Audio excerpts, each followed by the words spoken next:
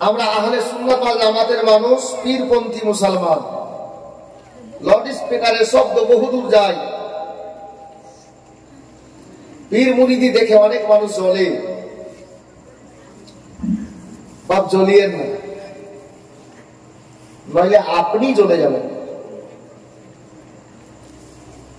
আর আসল কথা হলো, মানুষ পরের আপনার ভুলটা খোঁজ করে, নিজের ভুলটা দেখে না। গ্রাম্য ভাষায় একটা কথা আছে যে ওর বগলের চুল দেখছেন, হ্যাঁ তোর বগলের চুল কত বড়, ও নিজেরটা দেখছে না যে ওর থেকে বড় চুল ওর বগলে আছে। জি, এটা হাসির কথা না, ভালো কথা। আমরা পীর মুরিদি করি বলে আমাদেরকে দেখে অনেক লোক জ্বলে আর হাসে। ভাই যদি কেউ থাকো, আমি তোমাকে জানাচ্ছি না, আমি প্রমাণ দিচ্ছি, শুনো। যদি আপনাকে লাগে তো ওটা আমার কিছু করার নেই।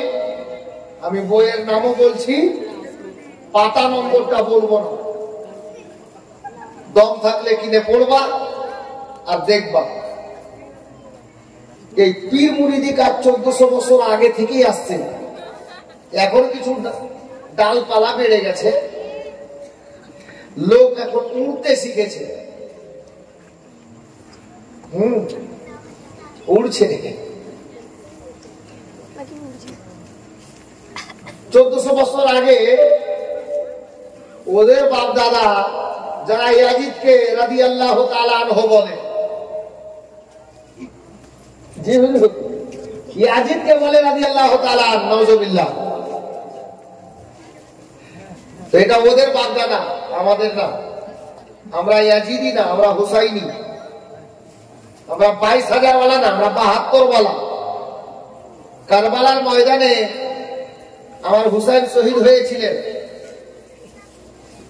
শহীদের পর মস্তকটা কেটে নিয়ে, মাথাটা কেটে নিয়ে দামেস্কে এজিদের দরবারে যাওয়া হয়েছিল।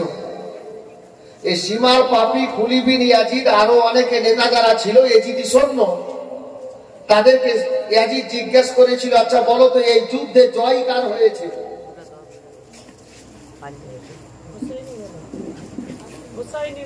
না, আমরা তো জানি ওটা।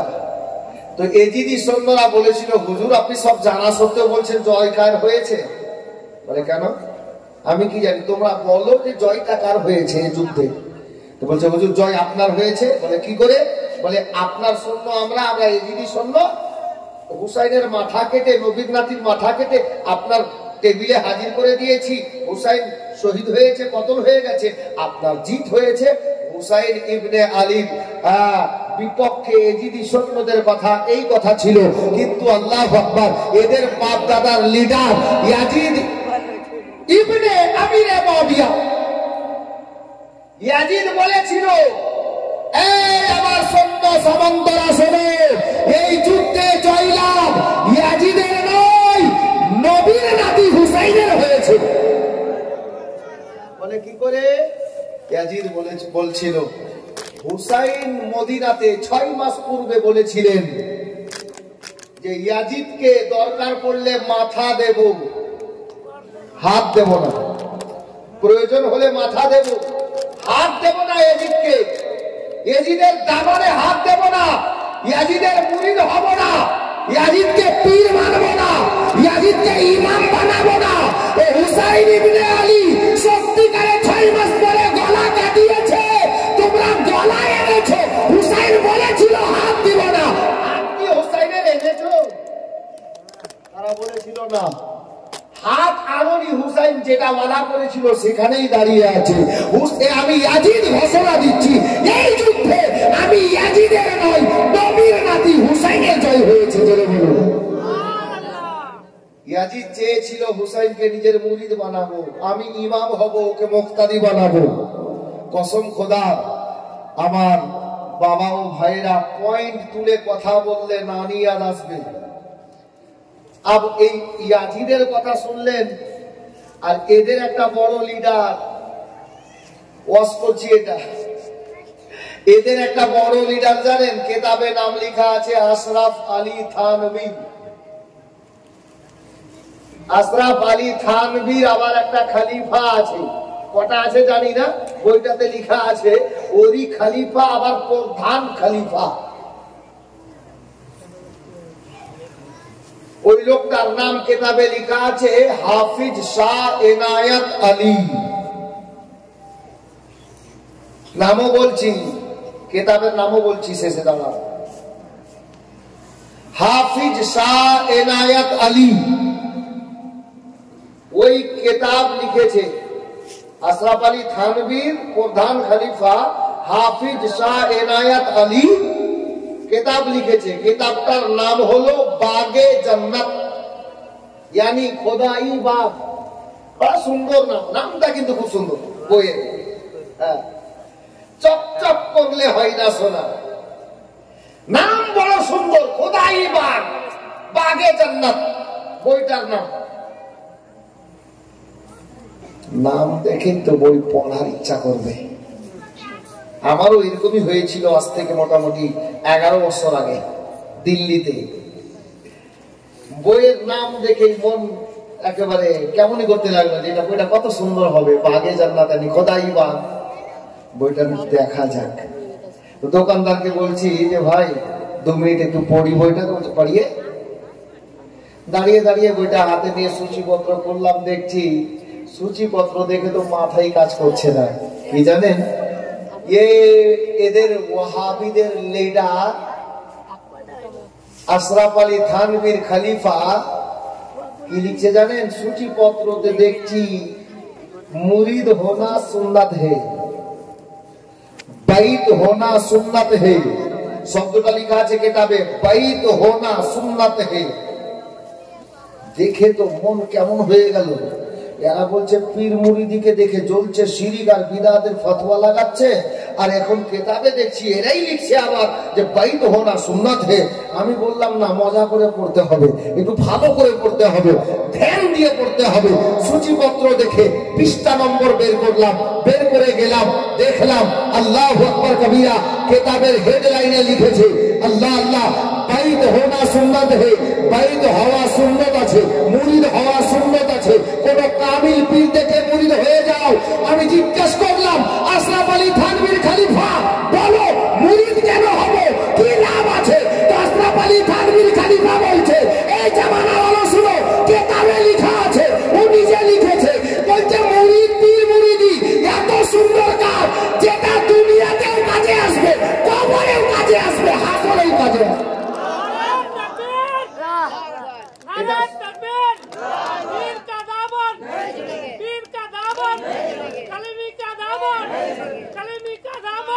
এটা আমাদের মৌলভী বলছে না, ওদের মৌলভী বলছে। বইয়ে লেখা আছে, এখনো লেখা আছে, আমার বাড়িতে বই আছে, স্পষ্ট লিখছে। বলছে পীর মুরিদি এত সুন্দর কাজ যেটা দুনিয়াতেও কাজে আসবে, কবরেও কাজে আসবে, হাসরেও কাজে আসবে। আচ্ছা বলেন তো, এরা কিতাবে লিখছে এক আর বাইরে বলছে।